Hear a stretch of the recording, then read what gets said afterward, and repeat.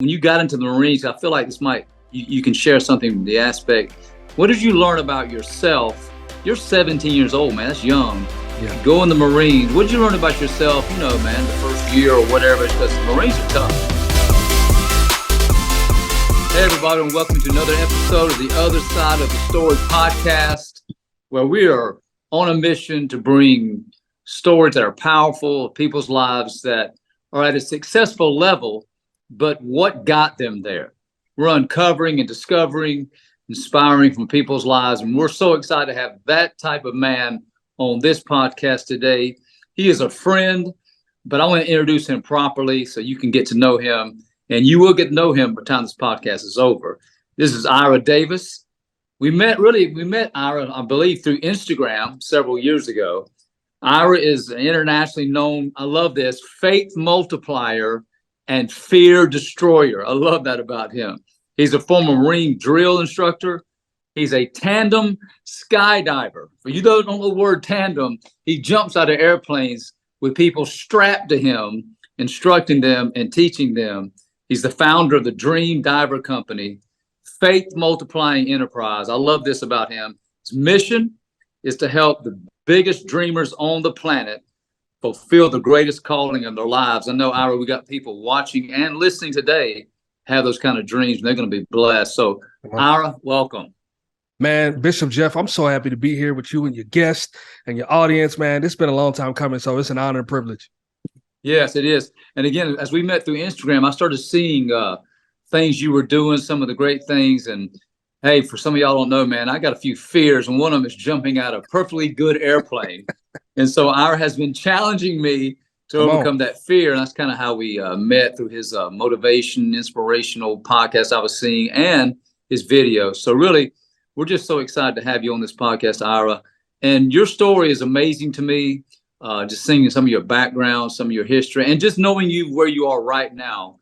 And just, ladies and gentlemen, the boldness this man has and the faith he has to step out in obedience when God speaks to his heart, the people he has around him. So I'm just so encouraged you're here, man. So tell us, man, I don't even know, where did you grow up at? Yeah, man, great question, man. Again, excited to be here. Such an honor and privilege. So I was born in Brooklyn, New York. Wasn't raised there. Was raised a little bit in Charleston, South Carolina, Somerville, South Carolina area, up until about the fourth grade. Then we moved to Richmond, Virginia, a little town called Glen Allen, Virginia, where I spent from fourth grade all the way up to graduation in Virginia. You know, being on the East Coast, what got you to the West Coast? Yeah, man. So, in high school, man, I was really searching for, what does God call me to, man? Bishop, I felt like when God was handing out purpose and dreams, I felt like he skipped over me my whole life. And I thought I was going to be a basketball player. I thought I was going to be the next Iverson. Well, that didn't work out. And so the next thing for me was Marine Corps ROTC. And so I kind of fell in love with the leadership and inspiration side of that in high school. And so I remember they put on this tape of Marine Corps boot camp, and I saw a drill instructor for the first time. Big, loud, inspiring leader, motivator, authority figure, green campaign cover. I'm like, yeah, that's what I want to be when I grow up. Yep, that's it right there. And so I ended up joining the Marine Corps at 17. My dad had to sign a waiver. As soon as graduation was over, 3 months later, I was in boot camp. And so did boot camp on the East Coast. And then my first duty station was Camp Pendleton, California. And so I've been here ever since, never left. Wow. So it was the leadership aspect you felt like that was your why of joining the Marines?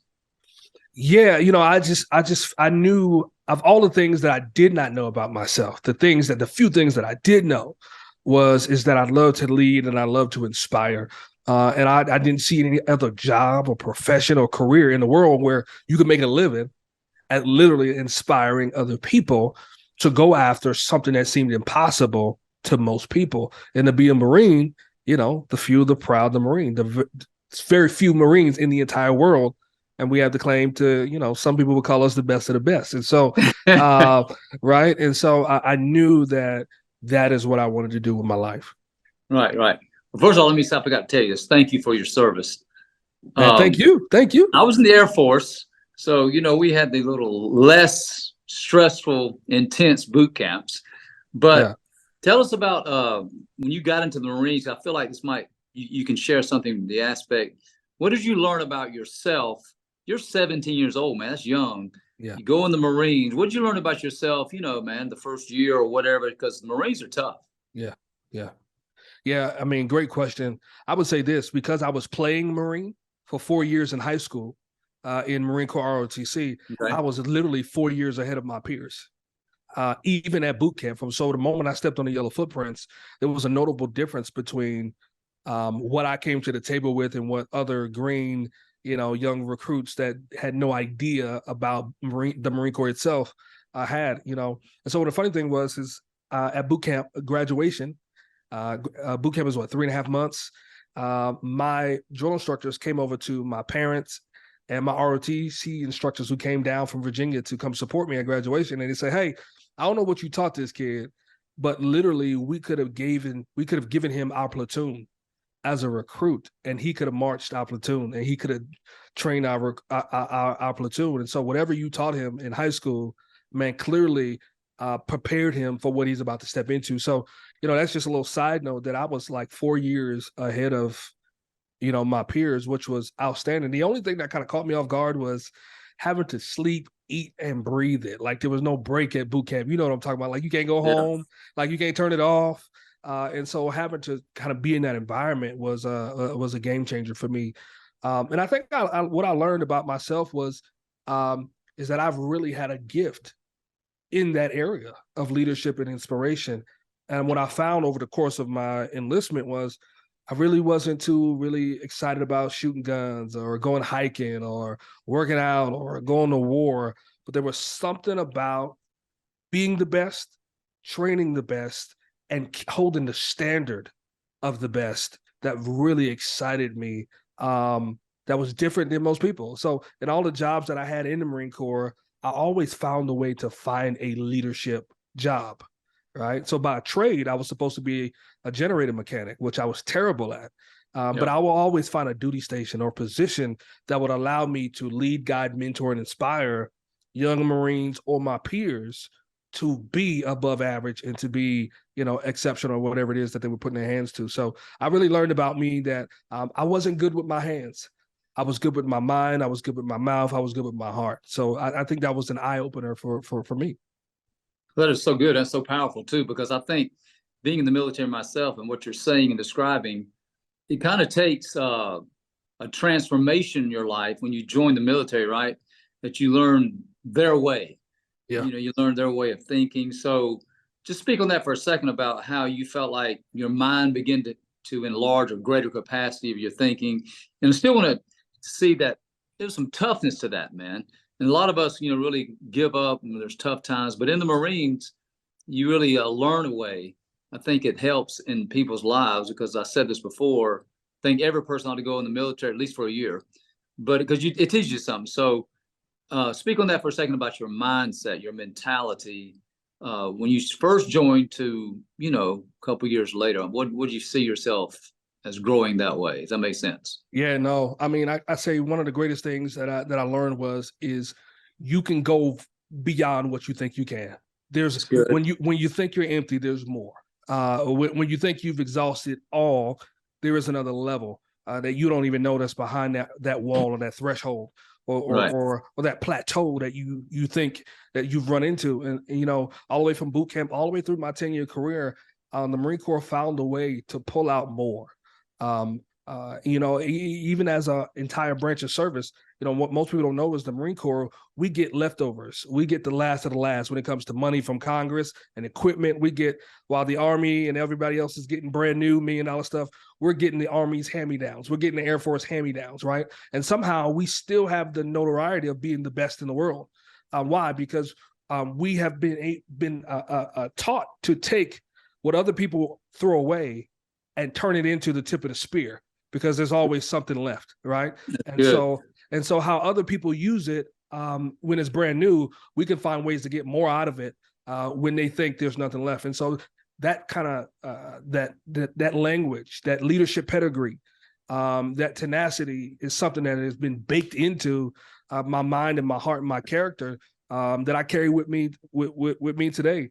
And so I think that's powerful. And I would say one of the other things that I learned when I moved from just being, a regular Marine to a leader of Marines, a leadership rank, was that, inspired people do more than what is required, but obligated people only do what's necessary. Well, you need to say that again. That is a great principle. Say that one more time. Yeah, man. Inspired people do more than what is required. Obligated people only do what's necessary. And I think I had to learn that myself, right?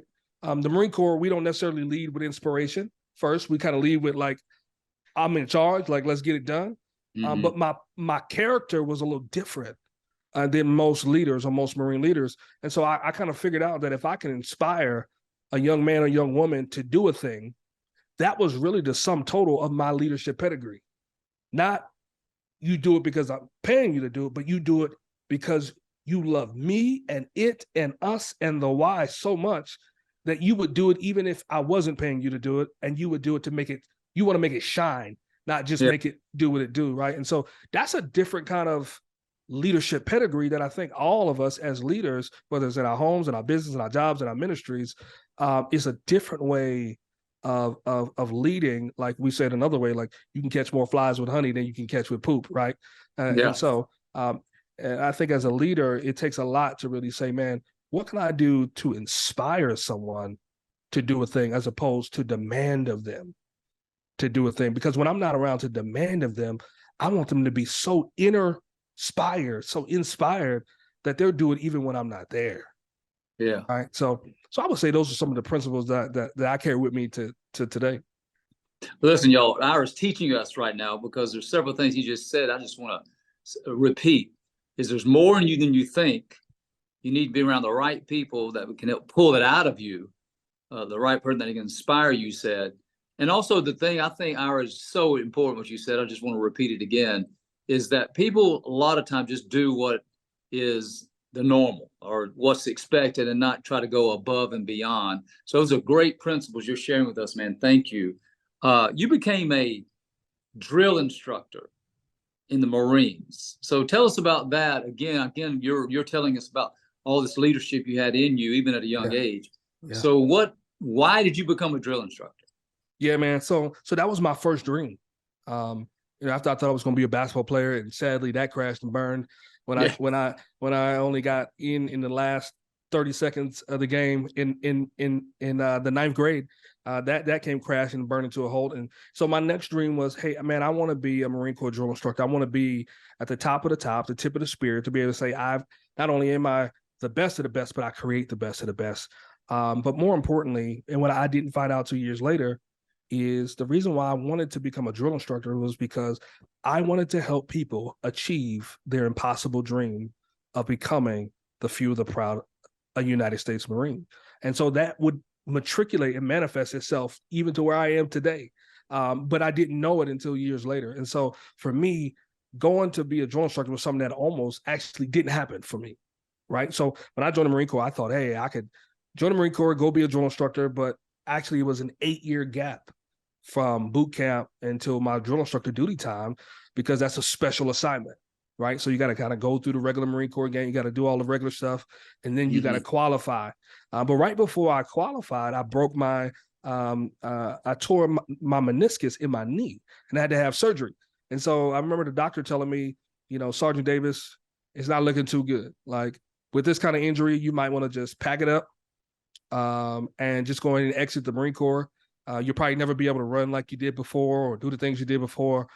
So I wouldn't even suggest you go even try to become a drill instructor. And man, really all I did, Bishop, was light a fire in me. I was like, there's no way I did all this time in the Marine Corps for me to leave the Marine Corps and not do what I came here to do. And so, the rehab was supposed to be 8 months. I think I was back in 5 months, running a physical fitness test so I could put in my package. And as soon as I got approved, man, I was gone and went down to recruit training, to where drill instructor school is, blew that thing out of the water. And as my career progressed, man, I literally was so in me that I could see other more seasoned drill instructors do something with their recruits. And as a new guy down there for 2 weeks, man, I could turn around and do those with my recruits. And so it was such a a mind warp for more senior drill instructors to see a young boot drill instructor have that much leadership pedigree, that much wisdom, that much enthusiasm.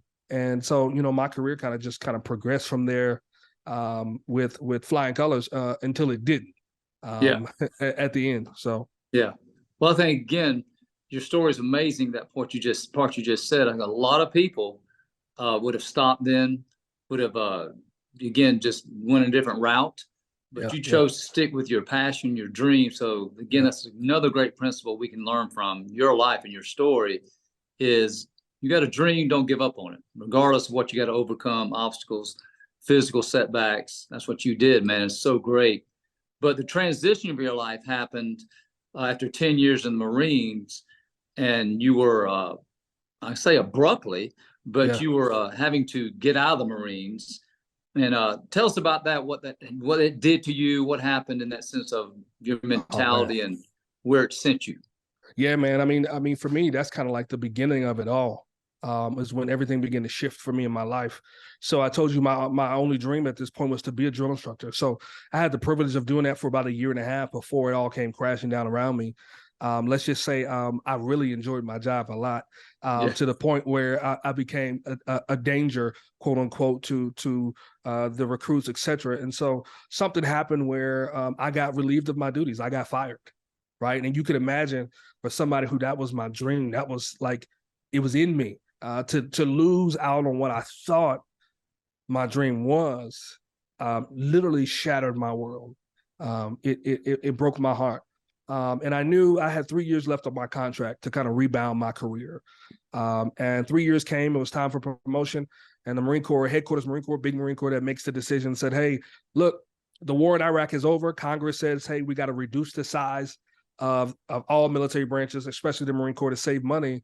And so we're getting rid of anybody who has any negative paperwork. It doesn't matter when it was. It could have been your first year in. It could have been your 21st year in.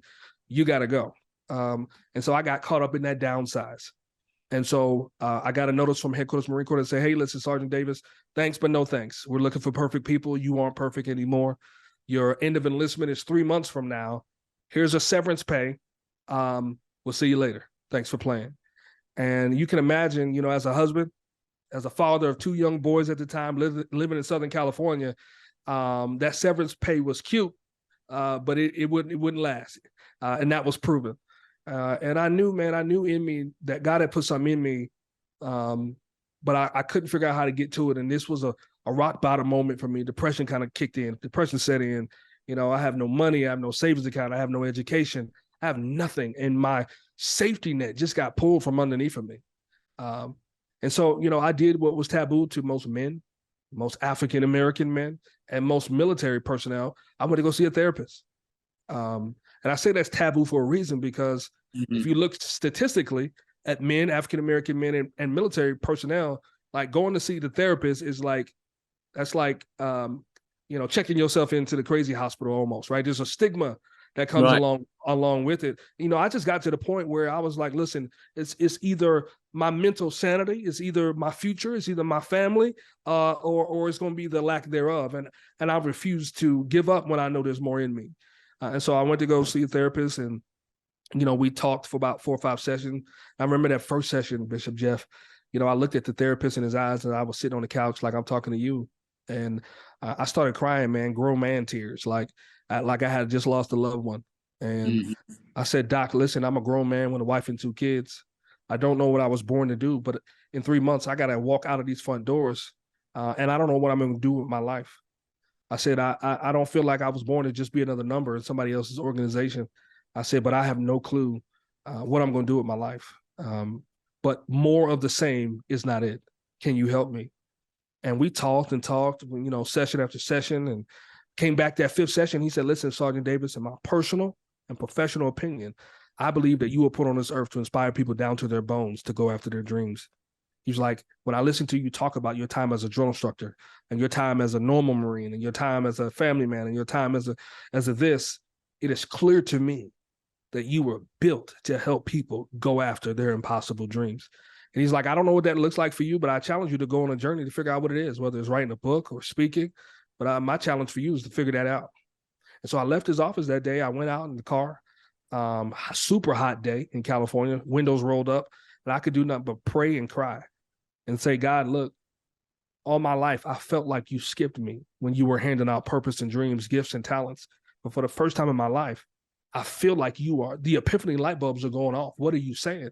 Man, and God just began to say, look, Ira, you've been looking for the tangible expression of your greatness your whole life, but it's the intangibles that I've placed in you and on you that I want to share with you right now.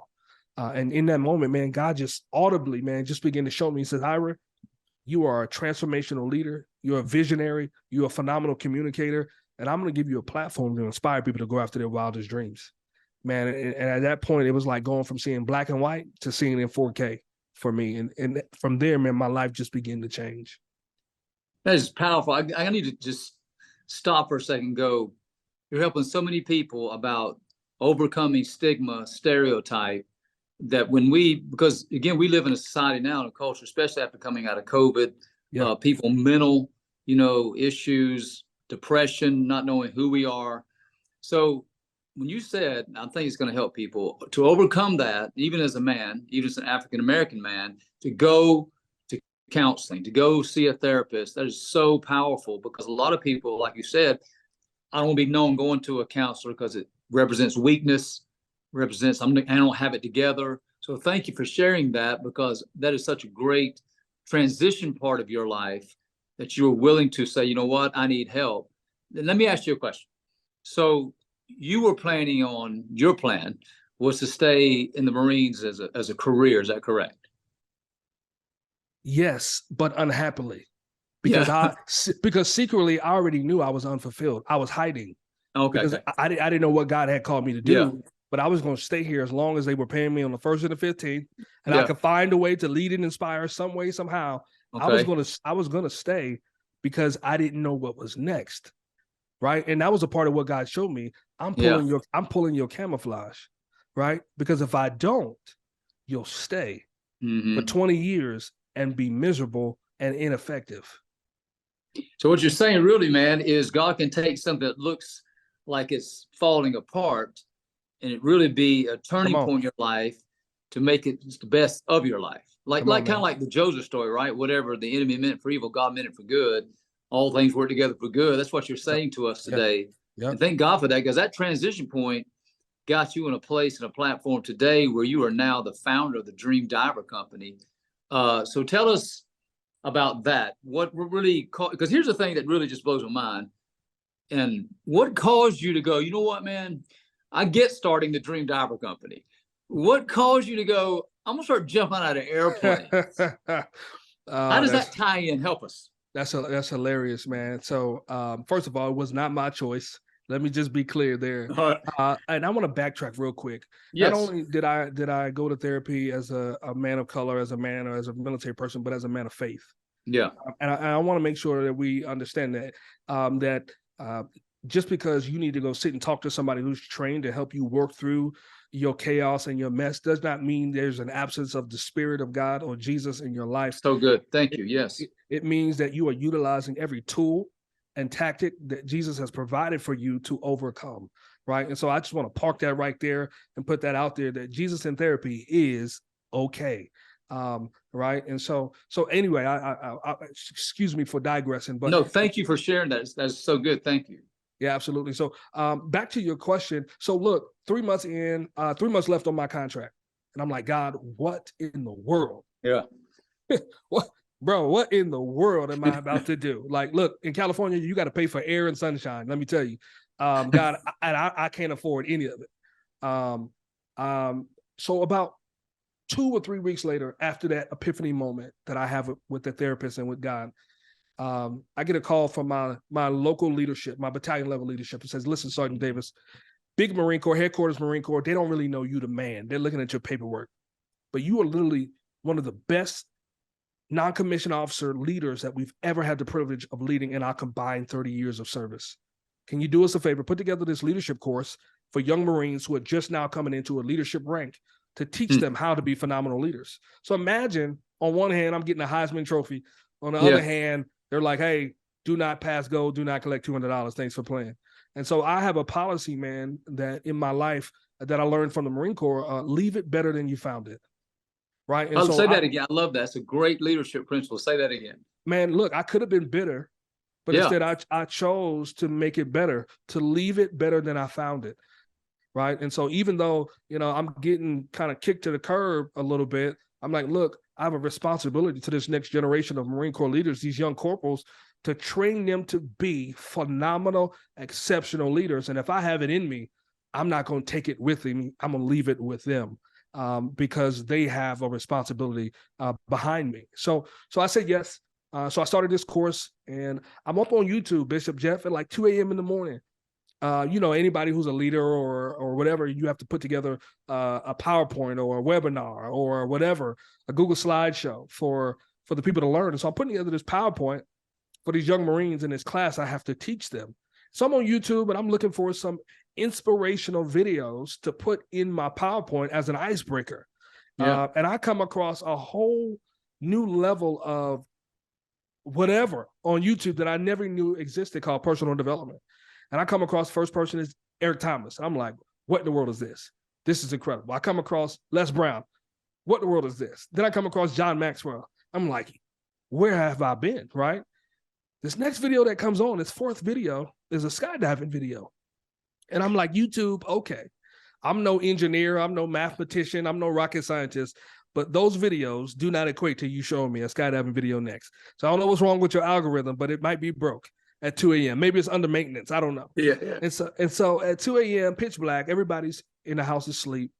I'm grinding. Y'all know the leadership grind, putting together things, while everybody else is sleeping in the wee hours of the night. And this skydiving video comes on, and I'm watching this video, and I start getting short of breath, like I'm in the air with these guys.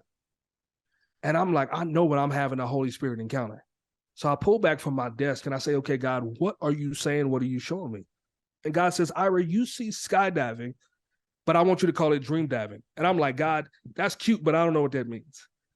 And he says, look, most people who walk in this earth, number one, they will never do the thing they were created and called to do because they're not looking, searching, or hungry for it.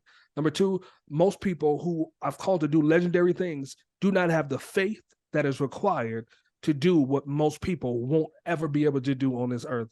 He said, I'm calling you to raise up a generation, an army of dream divers, of those who will be water walkers, world changers, pioneers, visionaries, who will pioneer and build things on this earth that will change people's lives, that need a measure of faith that they won't get doing what they're doing and going where they're going.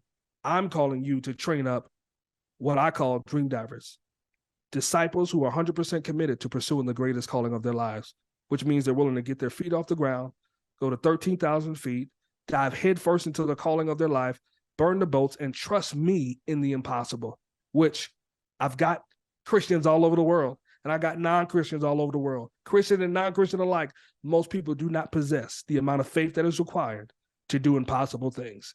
That is what I'm calling you to do, create dream divers.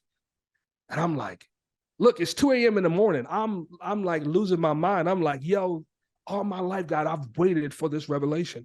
Yeah. I've waited for the epiphany to find out what you created me to do, what you wanted me to do. And at 2 a.m., God lays it on me thick and heavy. And I'm just floored. I'm flabbergasted. And then God says, by the way, you got to dive out of planes. And I'm like, by the way, you got the wrong guy. Yes. Not happening. Not this guy. But God says something to me in the midst of my rebuttals. He says, I have too many people teaching, preaching things that they don't live. You won't be one of them. I'm going to establish your pulpit. I'm going to establish your platform at 13,000 feet. And if you do it any other way, the world will ignore you.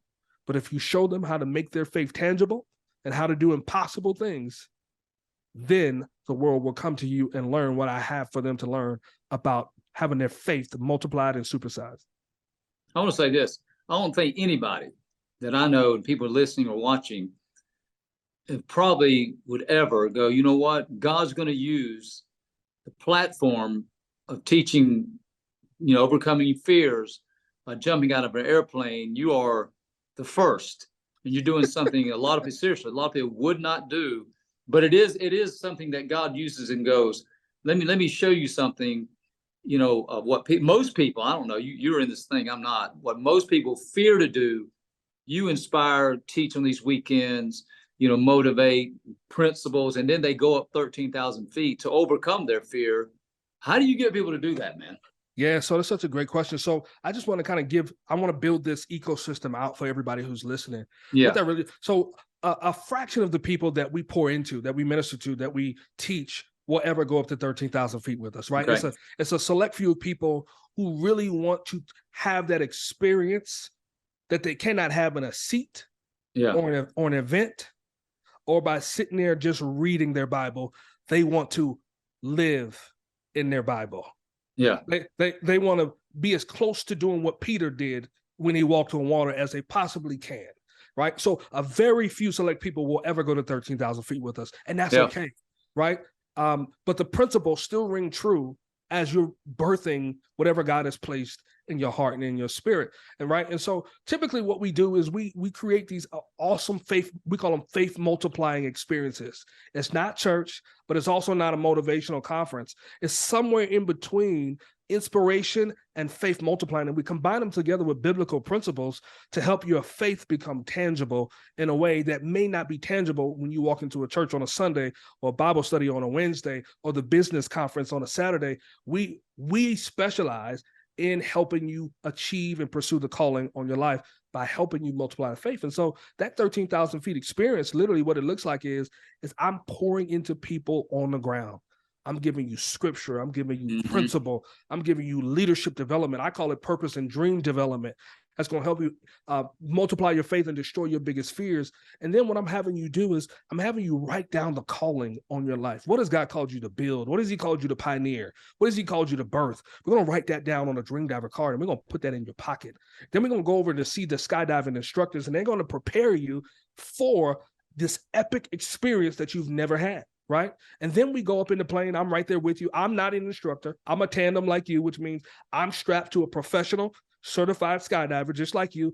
Why is this important? Because in absence of God being attached to you in this impossible situation, anything that you step out to do will be virtually impossible. Right. And so it's important that we know that we want to be interdependent on the Spirit of God to birth and to launch anything that he's called us to do. Right. And so we are attached to somebody who has the wherewithal, not just to take us up, but to help us land, right? And so we're attached to someone, we get in that plane, and I'm literally at the top of my lungs, because it's loud in that plane, I'm yelling Hebrews 11:6 at you. Without faith, it's impossible to please God, right? I'm yelling Ephesians 4:1, like, live a life worthy of the calling for which you have been called in this plane, right? And when that door opens and you feel the wind and you see the sky, and it's nothing but space and opportunity, I'm letting you know, like, look, this is the moment the rest of your life is going to change. Because if you can trust God in the air, you can do it. You can do it anywhere. Like, if you can trust God now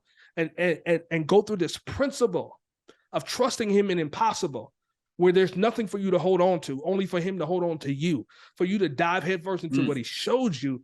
I'm telling you, when you get on the ground and all you have to do is pick up your laptop to build the dream, all you got to do is make some phone calls, get over some no's to build what he's called you to do. All you got to do is get up a little earlier all you got to do is pioneer a different experience that nobody's ever had. Like, what you did at 13,000 feet is going to be chump change. And what you got to do on the ground is going to be chump change compared to how you trusted God in the air. And so we build the principle around what does it look like to trust God in impossible places, right? And so it's all patterned around this framework of dream, prepare, dive, and land. In the dream phase, God tells you to do something that seems impossible. In the prepare phase, God is going to take you through the wilderness and train you, get you ready for the greatest level of your authority, anointing, and your appointment, just like he did with everybody. Jesus, Paul, David, everybody you name them had to go through a preparation phase. And then in that dive phase is where it's like, okay, now I need you to pick up a hammer and nails, Noah, and start building this ark. Like, I need you to get out of the boat and start walking, even though you can't see me. Like, I need you to burn the boats and go all in. And that land phase is when God says, okay, you've done the crazy thing that I've asked you to do so that you can be a world changer in my world. Now we're going to produce some fruit from what it is that I told you was going to come from that seed. We're going to produce some fruit. We're going to see a harvest. come from what you did. And so we teach people that when you go walk up to a drop zone to dive out of a plane, that's probably the craziest thing you'll ever say you want to do. Right? Yeah. It's the same thing when you start telling people you got a crazy dream and they start looking at you sideways like, you want to plant a church where and how? Yeah. You want to build a business where and how? We don't come from that. You want to dive out of a plane? Why would you do such a thing? Like, get on a roller coaster. Like, don't go up to, right? It's the same thing.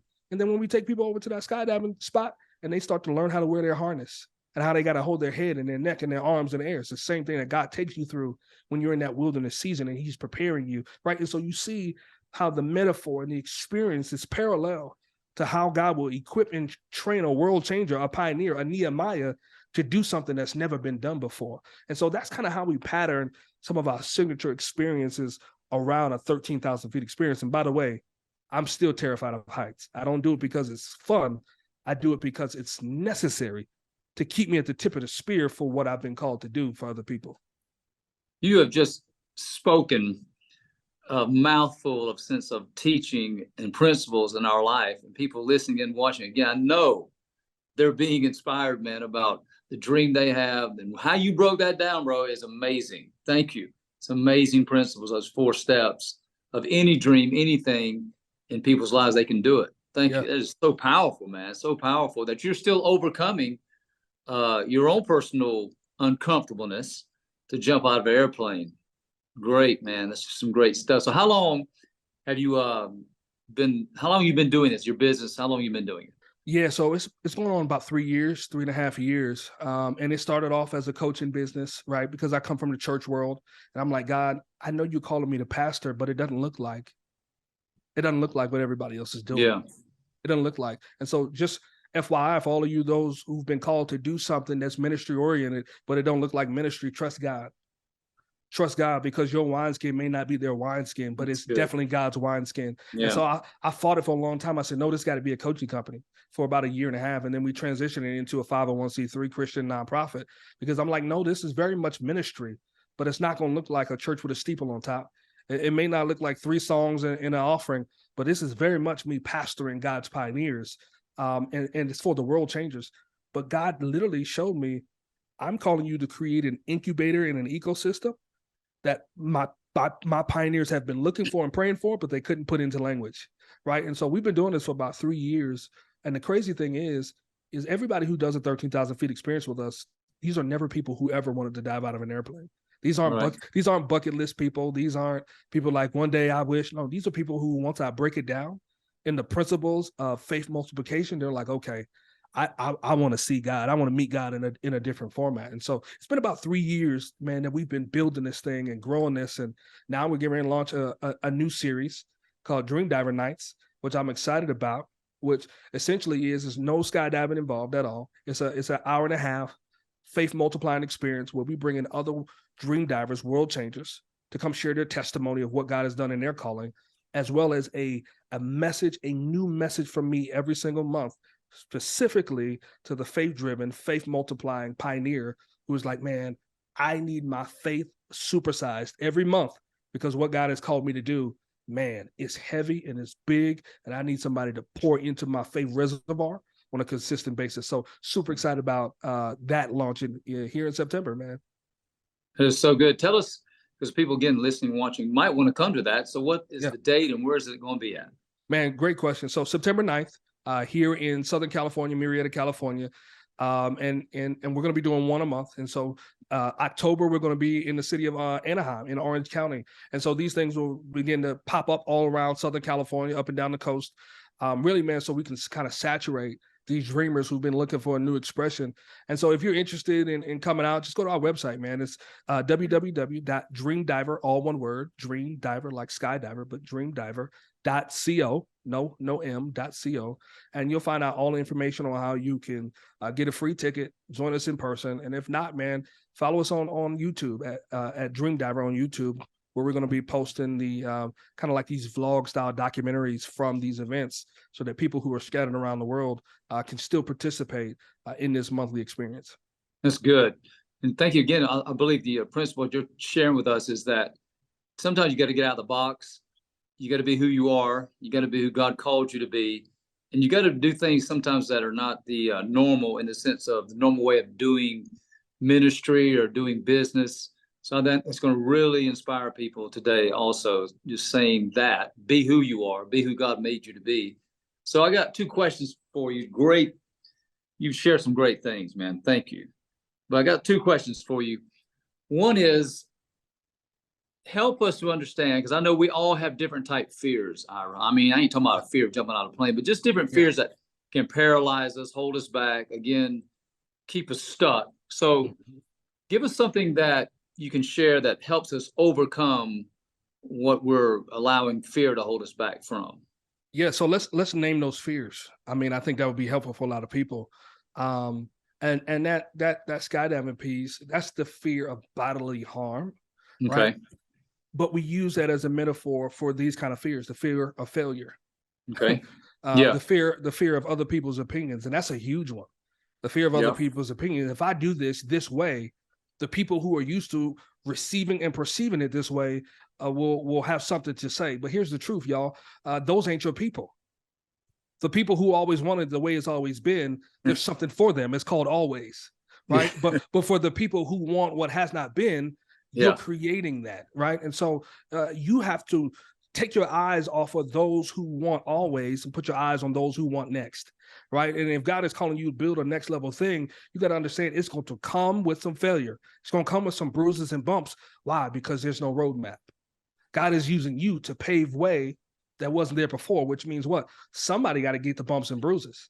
So somebody got to put in the sweat equity to carve out space that wasn't there before, right? Where there is a road now, there was once branches, right? And somebody had to knock those branches, and that's going to be you.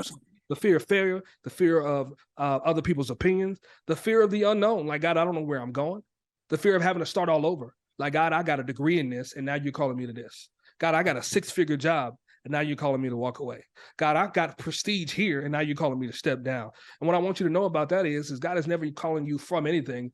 He's literally going to take where you were and build you a launching pad to catapult you to where you're about to go, right? And so you're not starting ever from scratch. You're starting from that catapult that God is going to pull you back and launch you based off of your past experiences, your knowledge, your history, your wisdom, your resume. You're never starting from zero, right? And so I think for those out there, this, if I could sum up this whole podcast in one phrase, Bishop Jeff, is this: big dreams require bold moves. But look, I promise you, the second question was, how do you make a bold move? That's it. Big dreams require bold moves. And here's how you make a bold move. Number one, you got to give God a yes. You gotta give a yes.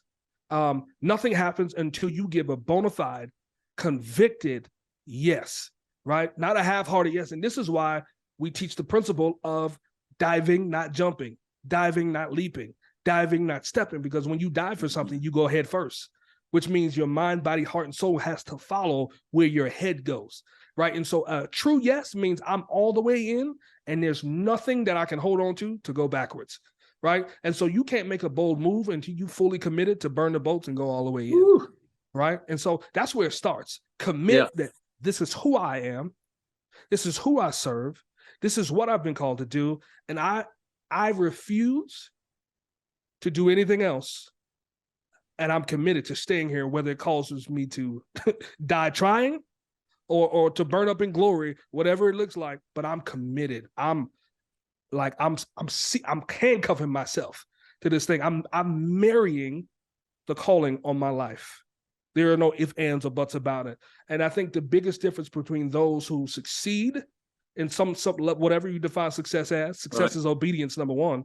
But whatever you define, whatever your metric is, people that you know or you heard of, is that they got married to their calling. They didn't date it. Got married to the calling. It wasn't casual. It wasn't sometimes. They made a commitment. That means commitment, doesn't it? Look, I was looking at Tim Grover the other day, the Kobe Bryant's and Michael Jordan's trainer. And he was saying, look, out of all the 20 years that Kobe played, he only won 5 or 7 championships out of all of those years. So what do you say? Most people would have quit in between those championships. I think it was 5 years in between one championship and another championship. Yes. Like most of us would have quit and said, we're not worthy, we're not capable, we're not able. But when you're married to your calling and divorce is not an option, it changes your preparation, your trajectory, your mindset, your spiritual pedigree. It changes everything about the bold move. Number 2, and I'll just leave it here, is after you say yes, you have to be willing to take meetings, phone calls, opportunities, and positions that you don't think you're ready for. You got to be willing to step into some what I call impossible places that makes room for God, right? A bold move is not something that you have all figured out when you take the step. A bold move means you know less about it than what is known, right?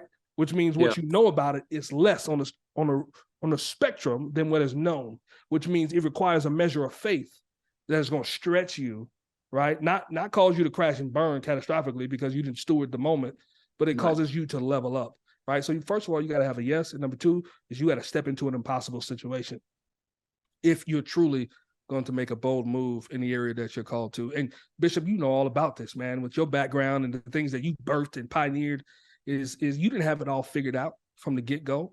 You had to leave a whole lot of room for God to be God in your impossible yes. And so you're just as much a dream diver as anybody else that's listening or watching this today. Well, I thank you for that, Ira. I'll tell you, you said some things, man, today has been mind-blowing in the sense of let's go. I'm ready to go. I'm ready to get moving with my dream. I know you have inspired so many people. Thank you for all that. You said something before we go. That's what this podcast is about, is that we're not starting from nothing. We're starting from what we've learned in our past. That's our story. What we've gone through in our past, that's our story. And so what you just shared today so beautifully. Everything you went through, everything you did prepared you for now. So that's what it's about when we talk about the other side of the story. Thank you for being with us. Man, thank you so much for having us. Look, I went from being a drill instructor for the Marine Corps, now I get to be a drill instructor for the world. And so there's always an other side to the story. You just got to keep living. Yes, thank you so much. So y'all, hey, follow Ira, man. He gave you the deal. We'll put the links down in our notes, his website and his Instagram. He will inspire you continually. So thank you again. Hey, if you're watching by YouTube, hit the like, subscribe button. If you're on audio, please share this podcast. I know it's going to help so many people. Again, we want to thank you, Ira Davis. You're awesome. Thank you, man. God bless you.